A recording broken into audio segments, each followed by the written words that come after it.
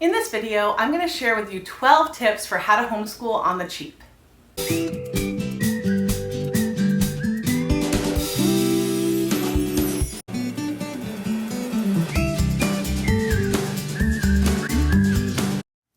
Hi everyone, I'm Michelle from A Common Life, and I'm the homeschooling mom of 5 children ages 3 through 11, and we have been homeschooling for about 5 years.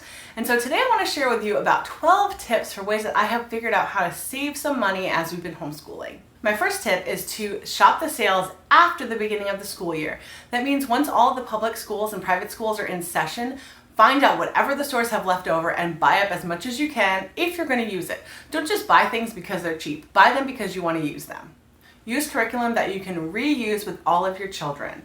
Books like Teach Your Child to Read in 100 Easy Lessons and First Language Lessons, these types of books, which I will have linked to up above for you and down below in the description box, they can be used with all of your children over and over and over again because they are not consumable. That means they don't have pages that the kids are filling out. So I would highly recommend using those types of books. My next tip, if it is legal, according to what it says on the workbook, make copies of pages. There are lots of workbooks out there that will allow you to make several copies of the pages so that you can use them for all of your children. So if that is something that you are allowed to do, go ahead and do it. Use free online resources. There are several online resources that offer full, complete curriculum plans for you. I will have a couple of those linked to you down below. Now this is a fun one for the whole family. Watch documentaries and educational shows on Netflix. Many of us already have Netflix, and so why don't we just use it for our homeschool? Find those leapfrog shows, Magic School Bus, and then any type of documentary that would be interesting to your children or correlate with the things that you're learning that year are perfect, and they're basically free.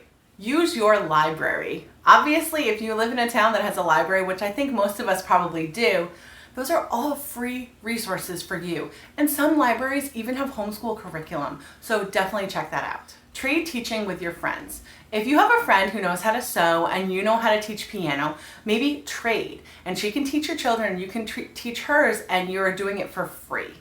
There are many other things too. Maybe you have a friend who likes science and you are more about reading and writing. You can trade off there too. There are so many ways that you can kind of make it work for each other.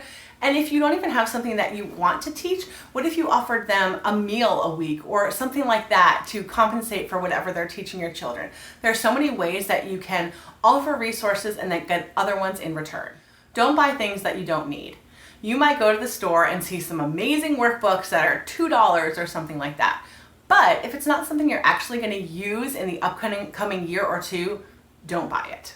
Keep things simple. I have a video all about some hacks to help keep your homeschool as simple as possible, and I will go ahead and link to that up above. Buy used as much as you can. If you have a homeschool store near you, check that out to get some used homeschool curriculum. Another place to look is online. Facebook has lots of homeschool groups now where you can swap and sell and buy and trade curriculum, so definitely look for those.